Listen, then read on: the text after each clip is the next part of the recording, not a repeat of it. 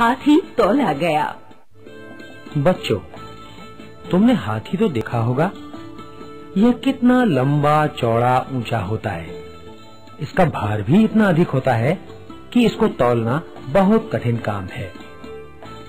अब तो अनेक प्रकार की मशीनें हैं जिनसे इसके भार का पता लगाया जा सकता है, पर प्राचीन काल में हाथी को तौलना संभव न था। पर एक मछुए ने यह काम कर दिखाया। आओ उसके तरीके के बारे में जानें। बहुत पुराने समय की बात है। हमारे देश में एक राजा राज करता था। प्रजा उसे बहुत चाहती थी। राजा के पास एक हाथी था जिसे वह बहुत प्यार करता था। वह हाथी अनेक युद्धों में अपनी बहादुरी तथा साहस दिखा चुका था। यद्यपि अब वह हाथी बूढ़ा हो गया था और अधिक काम करने में असमर्थ था, फिर भी राजा का उसके प्रति प्रेम बना हुआ था।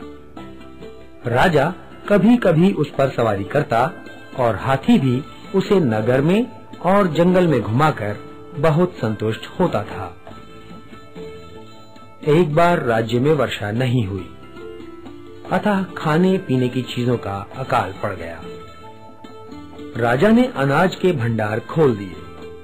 उसने यह भी निश्चय किया कि वह निर्धन लोगों में अपने प्रिय हाथी के भार के बराबर तौलकर सोना बांटेगा।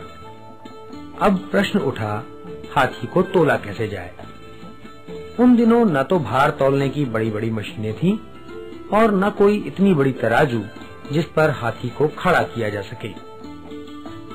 जब राजा के मंत्री को कोई उपाय न सूझा तो उसने ऐलान करवाया, जो भी व्यक्ति हाथी तौलने का उपाय बताएगा उसे सोने से भरी 10 थैलियां इनाम में दी जाएंगी। यह घोषणा बिजली की तरह चारों ओर फैल गई। कुछ सप्ताह बीतने पर एक कर्मचारी ने हाँफते-हाँफते राजदरबार में प्रवेश किया और राजा से निवेदन किया, महाराज, मैं एक बहुत अच्छा समाचार लाया हूँ। एक निर्धन मछुआ हाथी को तौलने का दावा करता है। वह समुद्र के किनारे एक छोटे से गांव में रहता है। उसकी शर्त यह है कि हाथी उसी के यहाँ ही तौला जाएगा। राजा ने कहा, ठीक है, हम शीघ्र ही उस गांव में पहुंचेंगे। राजा हाथी को लेकर मंत्रियों और सैनिकों के साथ उस गांव की ओर चल पड़ा। रास्ते में अनेक लोग भी साथ हो लिए, क्योंकि वे हैरान थे कि कोई हाथी को कैसे तौलेगा। राजा हाथी पर सवार होकर मछुए के गांव में जा पहुंचा। मछुआ मछली पकड़ने का जाल ठीक करने में व्यस्त था। जैसे ही राजा का हाथी वहां पहुंचा, मछुआ उठ खड़ा हुआ और उसने झुककर प्रणाम किया। मैंने सुना है कि तुम मेरे हाथी को तौल सकते हो। मुझे हाथी तौलने का तरीका बताओ, मैं तुम्हें धन दौलत से माला माल कर दूंगा। राजा बोला, महाराज, मैं आपको हाथी तौलने की विधि बता सकता हूँ, परंतु इसमें कुछ समय लगेगा। पहले आपके कर्मचारी एक बड़ी नाव बनाने में मेरी सहायता करें। परंतु नाव हाथी को कैसे तौलेगी? राजा ने प्रश्न किया। मछुए ने हाथ जोड़कर कहा, महाराज, यदि मैं अपने तरीके से हाथी को तौल न सका तो मैं तब तक आपकी सेवा करूंगा जब तक नाव बनाने पर लगा धन चुकता न हो जाए। राजा बोला, तुम्हारी शर्त मुझे मंजूर है।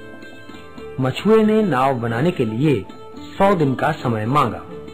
राजा के आदमी दिन रात एक करके नाव बनाने में लगे रहे।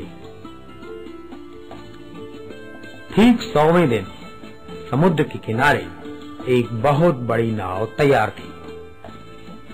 राजा अपने हाथी, महावत, मंत्रियों और सभासदों के साथ वहां पहुंच गया। आसपास से हजारों लोग भी इस अनोखे दृश्य को देखने के लिए आ पहुंचे। मछुए ने कई लोगों की सहायता से नाव को समुद्र में उतारा। अब बड़े बड़े शहतीर लगाकर किनारे से नाव तक एक सपाट रास्ता बनाया गया।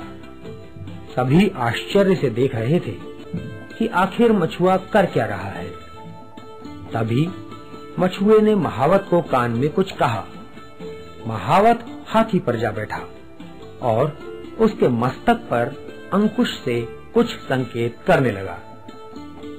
हाथी शहतीरों पर पांव रखता हुआ नाव पर जाने लगा तो लोग चिल्ला उठे, नाव टूट जाएगी, नाव डूब जाएगी।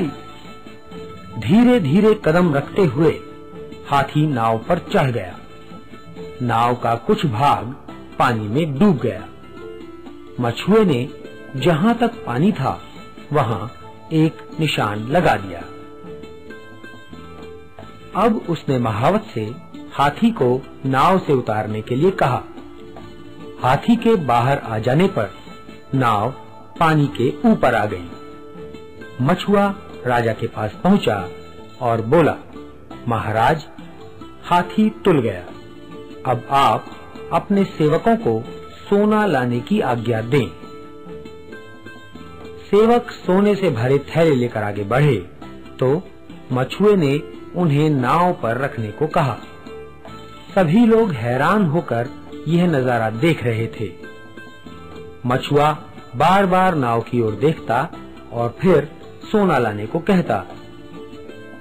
धीरे धीरे नाव का काफी भाग पानी में डूब गया।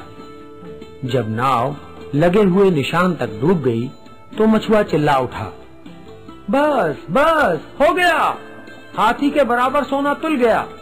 लीजिए महाराज, हाथी के तौल के बराबर सोना तुल गया। सारे लोग खुशी के मारे तालियां बजाने लगे और मछुए की बुद्धि की प्रशंसा करने लगे।